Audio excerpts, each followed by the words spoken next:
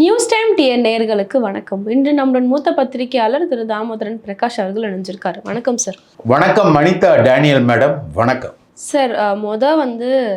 தாவேகா தலைவர் விஜய் அவர்கள் பார்த்தீங்கன்னா டிவிகே வெர்சஸ் டிஎம்கே அந்த ஒரு குறிக்கோளில் ரொம்ப ஸ்ட்ராங்காகவே இருந்தார். எப்போவுமே அவர் எந்த மேடையில் ஏறினாலும் அவரோட நோக்கம் திமுகவை அடிக்கிறதா தான் இருந்தது. நானும் திமுக மட்டும்தான் இந்த போட்டியில் இருக்கோம் அப்படின்ற ஒரு பேச்சு எல்லா இடத்துலையும் பேசினார். ஸ்டார்டிங்கில் பார்த்தீங்கன்னா பெரியாரை ரொம்பவே ஆதரித்து பேசினார்.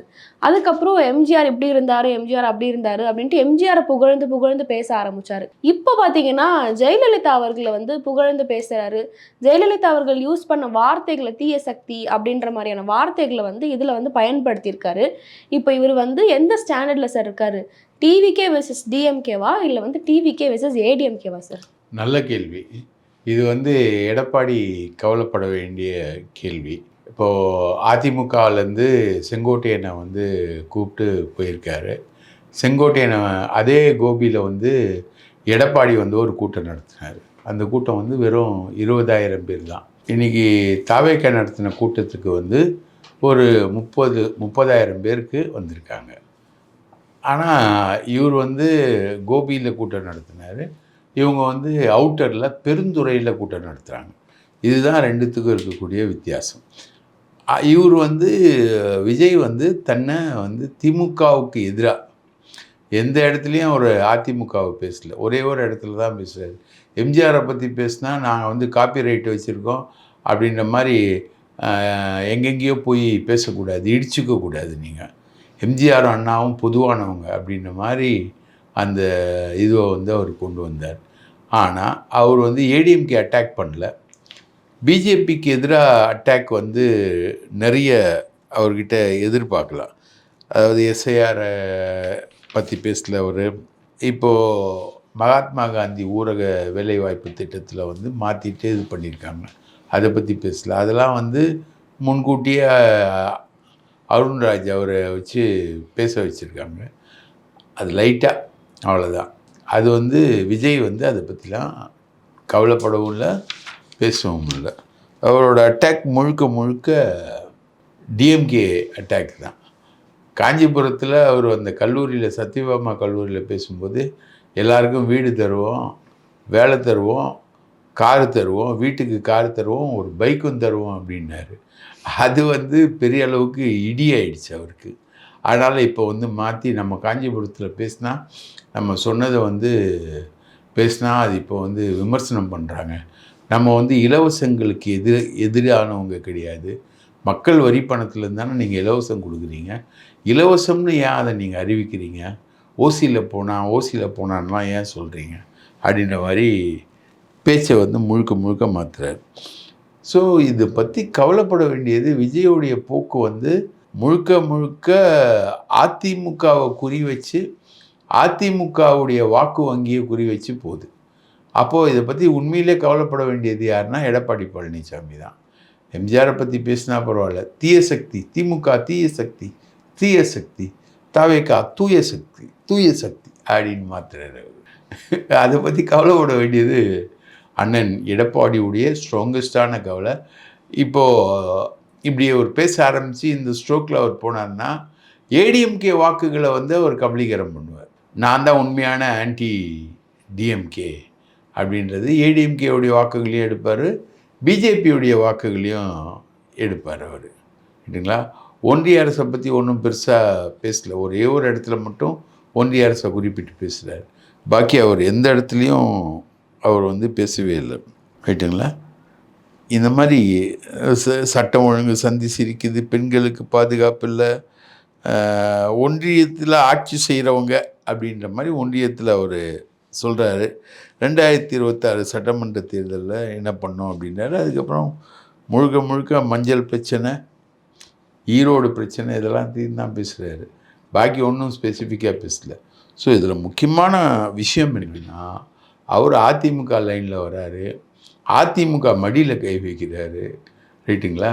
திமுகவை தீய சக்தின்னு சொன்னாங்கன்னு நிறைய பேர் சொல்லிட்டு போயிருக்காங்க. தீய சக்தின்னு ஜெல்தாவே தீய சக்தின்னு சொல்கிறாங்க. அதை மீறி தான் திமுக ஸ்டாலின் கவர்மெண்ட் அதை மீறி தான் வருது. ஒரு காலகட்டத்தில் ஏடிஎம்கே வந்து ரொம்ப கிரிட்டிக்கலாக இருக்குது எடப்பாடி ஆட்சி. அப்போ ஸ்டாலின் கிட்ட கேட்கும்போது ஸ்டாலின் சொல்கிற பதில் என்னென்னா, எடப்பாடி ஆட்சி கிரிட்டிக்கலாக இருக்குது, அதுக்கு எம்எல்ஏக்கள் ஆதரவு இல்லைன்ற மாதிரி கண்டிஷன் இருக்குது. இந்த டைமில் வந்து அந்த டைமில் டிஎம்கே வந்து நினச்சிருந்தா ஏடிஎம்கே உடைச்சிருக்கலாம், உடைக்கவே இல்லை. நம்ம வந்து போட்டியிட்டு ஜெயிச்சு வரணும், அது யாராவனா இருக்கட்டும். அப்போது வந்து டிஎம்கே வந்து ஒரு கன்சிடரபிள் சீட்டு வந்து ஜெயிச்சு வந்தது வந்து ஜெயலலிதாவுடைய கேம்பெயினை எதிர்த்து தான் வந்து ஸ்டாலின் ஜெயிச்சு வர்றார். ஸ்டாலின் வந்து எதிர்கட்சி தலைவராக உட்கார்றதே வந்து ஜெயலலிதாவுடைய கேம்பெயினை எதிர்த்து தான் அவர் வர்றார். நம்ம ஜெயலலிதாவுடைய கேம்பெயினை எதிர்த்து வரோம். இப்போது ஜெயலலிதா இறந்துட்டாங்க, எடப்பாடி ஆட்சி வந்துச்சு. இப்போ நம்ம வந்து ஏடிஎம்கே உடைச்சி ஒரு ஆட்சியை நம்ம கொண்டு வந்தோம்னா அது நமக்கு கெட்ட பேராக வரும். அதனால் நம்ம வந்து ப்ராப்பராக எலெக்ஷனுக்கு போயிட்டு எலெக்ஷனில் வந்து எடப்பாடியை வந்து டிஃபீட் பண்ணிவிட்டு நம்ம ஆட்சிக்கு வருவோம் அப்படின்றதான் ஸ்டாலினுடைய டாக்டிக்கல் லைன் இருந்தது. அவர் இந்த குறுக்கு வழியெல்லாம் யோசிக்கவே இல்லை. ஆனால் இப்போ விஜய் வந்து குறுக்கு வழி தான் யோசிச்சுக்கிட்டு இருக்கார். அவர் வந்து ஏடிஎம்கே ஓட் பேங்க் உள்ளே போடணும், ஏடிஎம்கே வந்து நல்லா இல்லை, அந்த கட்சி ரொம்ப நல்லா இல்லை அப்படின்றது தான் இது. எடப்பாடி வந்து அவரோட மகன் மிதுனை வச்சு பெரிய அளவுக்கு பிளான் பண்ணி விஜயோட பேசி எல்லாத்தையும் பண்ணி வச்சுருந்தார். அதெல்லாம் மீறி இப்போ வந்து ஏடிஎம்கே ஓட் பேங்க்குள்ளே போகிற எடப்பாடியே நேரடியாக வந்து விஜய்கிட்ட பேசினார். லாஸ்ட்டாக வந்து பார்த்திங்கன்னா அமித்ஷா வந்தால் இவரை விஜய் பேசி உள்ளே கொண்டு வந்துடுவார் அப்படின்ற நிலை தான் இருந்தது. எடப்பாடியே ஒரு மீட்டிங்கில் வந்து சிக்னல் கிடச்சிருச்சு எனக்கு, விஜய் வந்து நம்ம கூட தான் வருவார்னு ரொம்ப உற்சாகமாக பேசினார். இன்னும் கூட்டணி கட்சிகள்லாம் நாங்கள் வந்து கொண்டு வந்துடுவோம் அப்படின்ற மாதிரி தான் அவர் சொன்னார். ஆனால் இப்போது விஜயோட பேச்சை பார்த்தா விஜய் வந்து கை வைக்கிற அடி எதுன்னா ஏடிஎம்கே வாக்கு வங்கியை தான் அவர் குறிப்பிட்டு போகிறார். திமுக மீது அட்டாக் பண்ணுறாரு, ஏடிஎம்கேவை அட்டாக் பண்ணாமல் இருக்கார், பிஜேபியை அட்டாக் பண்ணாமல் இருக்கார். ஆனால் குறிப்பாக கொண்டு போகிறது திமுக அட்டாக் மூலமாக அவர் கொண்டு போகிறது ஏடிஎம்கேவுடைய வாக்கு வங்கியை தான் கொண்டு போகிறாரு. இதை வந்து ஏடிஎம்கே உஷாராக இருக்கும். இப்போ இவர் இந்த ஏடிஎம்கே வாக்கு வண்டி அடிக்கிறதுக்கான காரணம் வந்து செங்கோட்டையன் அவர்களாக இருக்க வாய்ப்பு இருக்கா சார்? ஏன்னா செங்கோட்டையன் அங்கே போய் சேர்ந்துருக்காரு, செங்கோட்டையன் கூட இந்த மாதிரியான ஒரு பிளான்ஸ் கொடுத்துருக்கலாம்ல.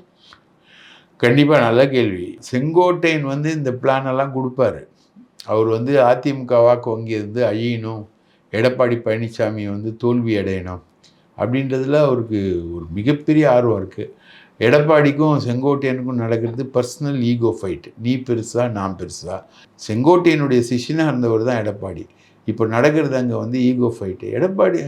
செங்கோட்டையனும் அதுக்கு காரணமாக இருக்கலாம், செங்கோட்டையனுடைய அட்வைஸும் அதுக்கு காரணமாக இருக்கலாம். அவர் தான் சொல்லியிருப்பார், தீய சக்தின்னு சொல்லுங்கள் திமுகவை அப்படின்றதுலாம் வந்து பியூர் ஜெயலலிதா ஸ்டஃப். அதாவது பியூர் ஏடிஎம்கே ஸ்டஃப். விஜய் சொல்கிறார் இல்லையா, நான் கூட யோசிப்பேன் எம்ஜிஆரும் ஜெயலலிதாவும் வந்து திமுக வந்து தீய சக்தின்னு சொல்கிறாங்க, நான் கூட யோசிப்பேன் எவ்வளோ ஹாஷாக போகிறாங்க அப்படின்னு. ஆனால் அவர் 3 முறை திமுக தீய சக்தி தீய சக்தி தீய சக்தின்னு ஏலம் போட்டார் அவர் மேடையில். தாவேகா வந்து தூய சக்தியா, தீய தூய, இதெல்லாம் வந்து ஸ்கிரிப்டட் ஒர்க்கு தான், ரைட்டா? அதுக்கு செங்கோட்டையனும் காரணமாக இருக்கலாம். சார், தாவேக்கா ஒரு இடத்துலையும் கூட்டம் போட்டு ஒரு இடத்துலையும் விஜய் வந்து அப்பியர் ஆகும்போது அவங்களுக்கு கிடைக்கிற ஒரு ரெகக்னேஷன் வந்து ஒரு பக்கம் பார்த்தீங்கன்னா ஆதவ் அர்ஜுன் ரெட்டியோட பேங்க் அக்கௌண்ட்லேருந்து காசெல்லாம் கம்மியாகுது, இந்த பக்கம் தாவேக்காவோட ஃபேம் எல்லாமே இன்க்ரீஸ் ஆகுது. ஆனால் ஒரு பக்கம் பார்த்தீங்கன்னா ஆதவ் அர்ஜுன் ரெட்டியோட பேங்க் அக்கௌண்ட்லேருந்து எல்லாமே டவுன் ஆகுது. சார் இது எப்படி சார் இது வைஸ் வர்சாவாக போகுது? இவங்க வந்து பார்த்திங்கன்னா ஆதவ் அர்ஜுன் ரெட்டி வந்து தான் ஃபினான்ஸ் பண்ணிகிட்டு இருந்தார் இவருக்கு எல்லாமே, எல்லா வேலையுமே வந்து ஆரம்பத்துலேருந்து அந்த விகடன் விழாலேருந்து இவர் தான் ஃபினான்ஸ் பண்ணியிருந்தார். விகடனையே வாங்குகிற அளவுக்கு ஆதவ் அர்ஜுன் ரெட்டி தான் தயாரானார் அப்படின்ற மாதிரிலாம் பேச்சு இருந்தது. அதை அவங்க விற்கலை. அப்புறம் இது வந்து பார்த்திங்கன்னா மார்ட்டின் குடும்பத்துக்குள்ளே நடக்கிற சண்டை. மார்ட்டின் குடும்பத்தில் வந்து ஒரு ஒரு பெரிய அமௌண்ட், சம் 1000 crore சம்திங் அமௌண்ட்டை வந்து இவர் கையில் கொடுக்குறாங்க. கொடுத்துட்டு இவர்கிட்ட செலவு பண்ண சொல்லி கொடுக்குறாங்க. அவங்க பல்வேறு கட்சிகளுக்கு அவர் செலவு பண்ணுறாரு. விடுதலை விசிகாக்கு வந்து மது ஒழிப்பு மாநாடு வந்து அவர் தான் நடத்துகிறார். அப்புறம் அந்த அம்பேத்கர் புக்கு அதை அவர் தான் வெளியிடுறார். அதுக்கப்புறம் உளுந்தூர்பேட்டை மாநாட்டுக்கு அவர் ஃபினான்ஸ் பண்ணுறார். மதுரை மாநாட்டுக்கு அவர் ஃபைனான்ஸ் பண்ணுறாரு. அதுக்கப்புறம் இது வரைக்கும் விஜய் போன சுற்றுப்பயணம் எல்லாத்துக்குமே அவர் தான் ஃபைனான்ஸ் பண்ணியிருக்காரு. இப்படி அவர் ஒரு 200 கோடி 250 கோடிக்கு மேலே அழிச்சார் அவர் பொலிட்டிக்கலாகவே செலவு பண்ணி. அவர் திமுகலையும் அவர் செலவு பண்ணதாக சொல்லுவாங்க. ஆனால் அதுக்கான கணக்கு தெரியல. திமுகவில் இவர் செலவு பண்ணுறதுக்கான விஷயம் இல்லை. இவரை மீறி நிறைய பேர் இருக்காங்க. அங்கே ஜெகத் ரட்சகன் நினச்சாலே இவரோட செலவெல்லாம் ஈடுகட்டிடுவார். ஏவாவேலும் இருக்கார், நிறைய பேர் இருக்காங்க திமுகவில். அப்போது இவர் வந்து ஒரு 250 கோடி ரூபாய்க்கு மேலே விசிகா தாவேகா இந்த 2 கட்சிக்கும் செலவு பண்ண உடனே மார்ட்டின் குடும்பத்தில் ஒரு பெரிய அளவுக்கு பிரச்சனை வெடிக்குது. நீ பாட்டு இஷ்டத்துக்கு செலவு பண்ணுற அப்படின்னு சொல்லிட்டு என்ன பண்ணிட்டாங்க, அந்த சொத்துக்களை எல்லாத்தையுமே மார்ட்டினோட மகள் பேருக்கு மாற்றிட்டாங்க. இவர் பேருக்கு இருந்தால் தானே இவர் எடுத்து செலவு பண்ணுவார் அப்படின்றதுனால மார்ட்டினுடைய மகள் பேருக்கு சொத்தை மாற்றிட்டாங்க. இப்போது கையில் இருந்த காசு எல்லாத்தையும் ஒரு செலவு பண்ணி இப்போ ஒரு 100 கோடி 110 கோடி ரூபாய் தான் அவர் கையில் இருக்கும். அந்த அளவுக்கு அவரை வந்து சுருக்கிட்டாங்க. சுருக்கின உடனே இப்போ வந்து அவர் செலவை டைட் பண்ணிட்டார். உதாரணத்துக்கு பார்த்திங்கன்னா ஈரோட்டில் இப்போ பொதுக்கூட்டம் நடந்தது. இந்த பொதுக்கூட்டத்துக்கு நார்மலாக யார் செலவு பண்ணியிருப்பார்னா நம்ம ஆதவ் அர்ஜுன் ரெட்டி தான் செலவு பண்ணியிருப்பார். இப்போ பாண்டிச்சேரி பொதுக்கூட்டம் நடந்தது, அதுக்கும் ஆதவ் அர்ஜுன் ரெட்டி தான் செலவு பண்ணியிருப்பார். இவரோட கேரக்டர் என்னன்னா, இந்த சோஷியல் மீடியாவில் செயல்படக்கூடியவங்க எல்லாரையுமே இந்த வாய்ஸ் ஆஃப் காமன்ஸ்னு ஒரு அமைப்பை இவர் வச்சுக்கிட்டு ட்விட்டரில் சமூக வலைதளங்களில் இயங்குறவங்க எல்லாருக்குமே வந்து ஆதவ் வந்து காசு கொடுத்துக்கிட்டே இருப்பார். நிறைய பேர் காசு வாங்கியிருக்காங்க. இப்போ இந்த மாதிரி காசு வாங்குறவங்க எல்லாருமே வந்து இவங்களுக்கு ஆதரவாக ஃபேவராக இருப்பாங்களா அப்படின்னு பார்த்தீங்கன்னா இல்லை. அவங்க இப்போ இன்டர்ன் என்ன பண்ணிட்டானுங்கன்னா, அந்த ஆட்கள்லாம் இவர்கிட்ட காசு வாங்கிட்டு இருந்த உதாரணத்துக்கு நிறைய பேரை சொல்லலாம், பேர் சொல்ல விரும்பலை நம்ம. அந்த மாதிரி ஆட்கள்லாம் வந்து இப்போ ஏடிஎம்கே பக்கம் போயிட்டாங்க. ஏடிஎம்கே வந்து ஒவ்வொருத்தருக்கும் ஒரு பையன், சாதாரண ஒரு பையன், அவன் வந்து நாம் தமிழர் கட்சியில் வந்து ரொம்ப வேகமாக பேசுவான். அவனுக்கு கூட ஏடிஎம்கே வந்து ஒரு 3 லட்சம் ரூபாய் கொடுக்குது அவருக்கு, அந்த பையனுக்கு. ஒவ்வொருத்தருக்கும் மந்த்லி பேமெண்ட்டு லட்சக்கணக்கில். அது வந்து மிதுன் தலைமையில் ஒரு டீமு, அவங்க மச்சான் எடப்பாடியுடைய மச்சான் தலைமையில் வெங்கடேஷ் அவர் தலைமையில் ஒரு டீமு, சேலம் இளங்கோவன், இந்த டீம் தான் வந்து அவங்களுக்கெல்லாம் காசு கொடுக்குது. இப்போது ஆதவ் அர்ஜுன் கையிலேருந்து இந்த டீம் எல்லாருமே விலகி போக ஆரம்பிச்சிட்டாங்க. ஏண்டான்னு பார்த்தா இவரை வந்து ஸ்ட்ரிக்டாக வந்து மார்ட்டின் குடும்பம் பிடிக்குது. அதனால் இவர் கேட்டகாரிக்கெலாம் விஜய்கிட்ட சொல்லிட்டார், இனிமேல் பட்டு என்னால் செலவு பண்ண முடியாது, நான் செலவு பண்ணேன்னா நான் திவால் ஆகிடுவேன், என்கிட்ட காசு இல்லை அப்படின்றது வந்து இவர் சொல்லிட்டார். அதனால் இந்த முறை செலவு வந்து நம்ம செங்கோட்டையன் தான் பார்த்துக்கிறார். இதுக்கு மேலே செலவுகள் எல்லாமே அவங்க தான் பார்த்துப்பாங்க. இது வரைக்கும் ஒரு 250 கோடிக்கு ஒரு செலவு பண்ணியிருக்காரு டோட்டலாக. அதோட இவரோட விஷயங்கள் நிற்கிது. இப்போ பார்த்தீங்கன்னா ஆதவுக்கு வந்து பழைய அந்த முகம், கம்பீரம், சுறுசுறுப்பு அதெல்லாம் இல்லவே இல்லை. இன்றைக்கி மீட்டிங்கில் கூட காமா சோமான்னு ஒரு நிமிஷம் தான் பேச வச்சாங்க. அருண்ராஜுக்கு தான் நிறைய இம்பார்ட்டன்ஸ் கொடுக்குறாங்க, இவருக்கு கிடையாது. செங்கோட்டையனுக்கு இம்பார்ட்டன்ஸ் கொடுக்குறாங்க. வெள்ளியில் வந்து இந்த ஆட்சி அதிகாரத்தை குறிக்கக்கூடிய ஒரு கோல், செங்கோல், அந்த செங்கோலை வந்து கொடுக்குறாரு வெள்ளியில். அது மாதிரிலாம் செங்கோட்டையனுக்கு இம்பார்ட்டன்ஸ் போகுது. ஸோ இப்போ நமக்கு தாவேக்காலேருந்து கிடைக்கிற சிக்னல் என்னென்னா, ஆதவ் அர்ஜுன் ரெட்டி திவால். இனிமேல் பட்டு ஆதவ் அர்ஜுன் ரெட்டி பழைய மாதிரி செலவு பண்ண முடியாது அப்படின்ற விஷயம்தான் நமக்கு கிடைக்கக்கூடிய செய்தி. அதை நம்ம வாசகர்களுக்கு பதிவு பண்ணுறோம். இனி ஆதவ் அர்ஜுன் ரெட்டி திவால் ஆயிட்டார் அப்படின்றது தான். நம்மளுடைய நேர்காணல்லே வந்து தாவேக்காவுக்கு வந்து நிறைய அதிமுக வந்து இணைவாங்க அப்படின்ற ஒரு கேள்வி வந்து இருந்துகிட்டே இருந்தது சார். ஆனால் யாருமே வந்து இணையில்லை சார். எதனால்? அது எடப்பாடிக்கும் அந்த பயம் இருந்தது. என்ன பண்ணாருன்னா, இன்றைக்கி கூட்டம் நடக்குது இல்லையா, இன்றைக்கி வந்து ஏடிஎம்கேக்காரங்களை எல்லாரையும் கூப்பிட்டு மீட்டிங் போட்டு யாராவது போகிறீங்களா அப்படின்ற மாதிரி ஒரு விஷயம் இருந்தது. இதில் வந்து முக்கியமாக வந்து பார்த்திங்கன்னா அதிமுகலேருந்து கேவி ராமலிங்கம் அப்படின்னு ஒரு முன்னாள் அமைச்சர் அவர் போகிற மாதிரி இருந்தது. ராஜவர்மன், ராஜேந்திர பாலாஜியோட இருந்த ஆள் ராஜவர்மன், அவர் வந்து ராஜேந்திர பாலாஜிக்கு டீ வாங்கி கொடுத்தவர், அவர் போகிற மாதிரி இருந்தது.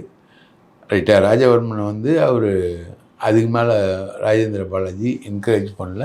ராஜவர்மன் வந்து கொஞ்ச நாளில் டிடிவி தினகரன் இது கூட போயிட்டு வந்தார், அவரை பண்ணல.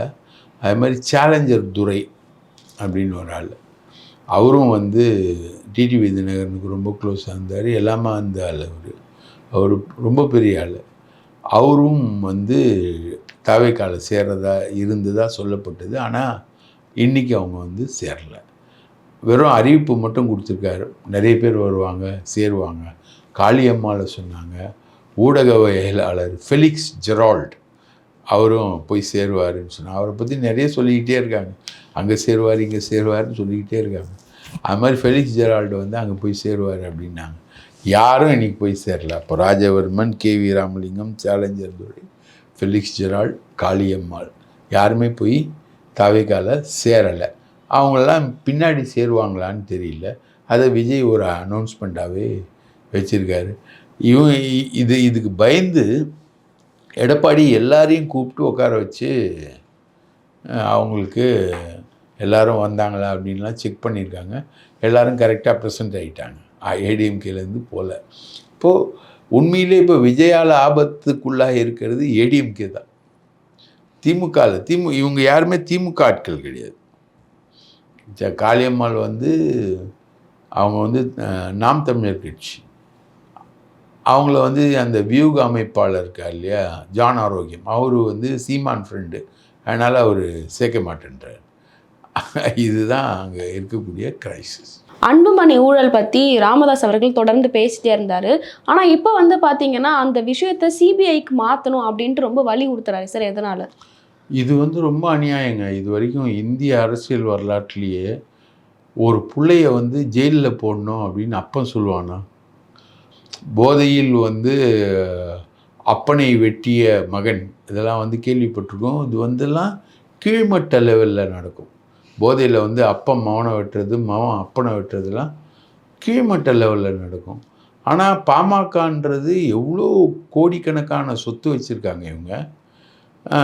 அந்த அன்புமணி அமைச்சராக இருக்கும்போது ஊழல் பண்ணி தான் கோடிக்கணக்கான சொத்தை வந்து பாமகவில் சேர்த்துருக்காங்க. அந்த கோடிக்கணக்கான சொத்தில் தான் இப்போது ராமதாஸ் போகிற ரோல்ஸ் ராய்ஸ் கார்லேருந்து அவர் இருக்கக்கூடிய தைலாபுரம் வீடு வரைக்கும் எல்லாமே வந்து பாமகவில் இருந்த அமைச்சர்கள் செய்த ஊழலில். இப்போ கர்நாடகாவில் நிறைய காப்பி தோட்டங்கள்லாம் இருக்கிறதா சொல்கிறாங்க இவங்களுக்கு. அதெல்லாம் வந்து அன்புமணியுடைய ஊழலில் பிறந்த சொத்துக்கள். அந்த சொத்துக்களுக்கு காரணமான ஊழலை வந்து விசாரிக்கணும்னு யார் கோரிக்கை வைக்கிறா? டாக்டர் ராமதாஸ். அதாவது மகனை வந்து இப்போ இந்தூர் மெடிக்கல் காலேஜ் கேஸ்னு ஒரு கேஸ் இருக்குது. அதாவது வெட்டவெளி, அந்த வெட்டவெளியில் வந்து ஒரு மெடிக்கல் காலேஜ் நடத்தின மாதிரி நூற்றுக்கணக்கான பேருக்கு அட்மிஷன் போட்டு தான் அந்த case, Indore medical college case. அதில் அது வந்து க்ளீனாக வந்து அன்புமணி ஜெயிலுக்கு போயிடுவார். அதை காமிச்சு தான் இது வரைக்கும் 3-4 அலையன்ஸாக வந்து பிஜேபி கூட்டணி வச்சுக்கிட்டு இருக்கு அன்புமணியோட. அந்த கேஸை வந்து ராமதாஸ் இப்போ நோன்றாரு அப்படின்னா இது வந்து தகப்பன் மகன் சண்டையுடைய உச்சகட்டம். 2 பேரோட மோதலுடைய மிகப்பெரிய உச்சகட்டம். இந்த மாதிரி யாருமே செய்ய மாட்டாங்க, ராமதாஸ் செஞ்சுக்கிட்டு இருக்கார். அண்ணாமலை அவர்கள் வந்து ஜால்ரா அடித்து எனக்கு வந்து எந்த ஒரு பதவியும் வேணாம், எந்த ஒரு சீட்டும் வேணாம்னு சொல்கிறாரு. யாரை சார் இவ்வளோ வெகுவாக விமர்சிக்கிறாரு? அதாவது அண்ணாமலை வந்து விஜயை வந்து பேச வேண்டிய நேரத்தில் பேசணும், திருப்பரங்குன்றம் விஷயத்தில் வந்து பேசணுன்னு. திருப்பரங்குன்றம் விஷயத்தில் உண்மையிலேயே வந்து தாவேகா வந்து பிஜேபிக்கு ஆதரவாக தான் பேசிச்சு. ஆனால் இவர் வந்து வாய் விட்டுருக்காரு. பேச வேண்டிய நேரத்தில் விஜய் பேசல, வேறு ஆட்கள் பேசியிருக்காங்க, ரைட்டுங்களா? இவர் விஜய் பேசணும் அப்படின்னு ஒரு வாய் விட அவர் வந்து அருண்ராஜ் வந்து கம்முன்னு இருக்கிற வேண்டிய இடத்துல இவர் கம்முன்னு இருந்தானா இவர் ஜாலியாக இருப்பார் அப்படின்னு ஒரு டைலாக் இருக்குது விஜய் படத்தில். அது யாருக்கு பொருந்ததோ இல்லையோ அண்ணாமலைக்கு தான் பொருந்தும் அப்படின்ற மாதிரி சொல்லியிருக்காரு. இப்போது பாஜகவில் பேசுகிறதுக்கு ஆள் இல்லை. நயினார் நாகேந்திரனால் பேச தெரியல, ரைட்டுங்களா? இப்போ அவருக்கு தெரிஞ்சதெல்லாம் அவன் பையன் நயினார் பாலாஜியை வச்சு வசூல் பண்ணுறது தான் அவருக்கு தெரிஞ்ச விஷயங்கள். பேசி அறிவுபூர்வமாக வந்து ஒரு விவாதத்தை வந்து ஒரு ஊடகத்தில் கிளப்புற அளவுக்கு நயினார் நாகேந்திரன் இல்லை. ஆனால் வேறு அண்ணாமலை இருக்கார். தமிழிசையால் அந்த ஊடக விவாதங்களை கிளப்ப முடியும். ஆனால் தமிழிசை பேசினா சிரிச்சிடுவாங்க. அந்த மாதிரி தான் தமிழிசையுடைய பேச்சு அமையும். அப்போது சீரியஸான பாயிண்ட்டோடு பேசுகிறது அண்ணாமலை. அதனால் இவரை கொஞ்சம் அலோவ் பண்ண உடனே இவர் ஏடாகூடமாக பேச, விஜய் அட்டாக் பண்ணி ஏடாகூடமாக பேச அவங்க பவுன்ஸ் பண்ண இவர் சொல்கிறாரு, நான் வந்து அப்படி இல்லை இப்படி இல்லை அப்படின்லாம் சொல்லிக்கிட்டு இருக்காரு. என்னன்னா இப்போது அண்ணாமலை என்ன எதிர்பார்க்குறாருன்னா, எடப்பாடி காலில் விழுந்து நம்ம கூட பேசியிருந்தோம் இல்லையா, ஏதாவது ஒரு பதவி கிடைக்குமா எனக்கு. அவர் எதிர்பார்க்குற பதவி வந்து தென்னக பிரச்சார குழு செயலாளர். அந்த பதவி கிடைக்குமான்ற ஒரு பதவியை எதிர்பார்த்து இந்த மாதிரி பிட்டெல்லாம் போட்டுக்கிட்டு இருக்காரு. பாவம் குழந்தை என்னென்னமோ பண்ணி பார்க்குது, ஆனால் ஒன்றும் நடக்க மாட்டேங்குது. ஓகே சார், பல்வேறு தகவல்களை பகிர்ந்துக்கிட்டீங்க, மிக்க நன்றி. வாய்ப்பளித்ததற்கு மிக்க நன்றி.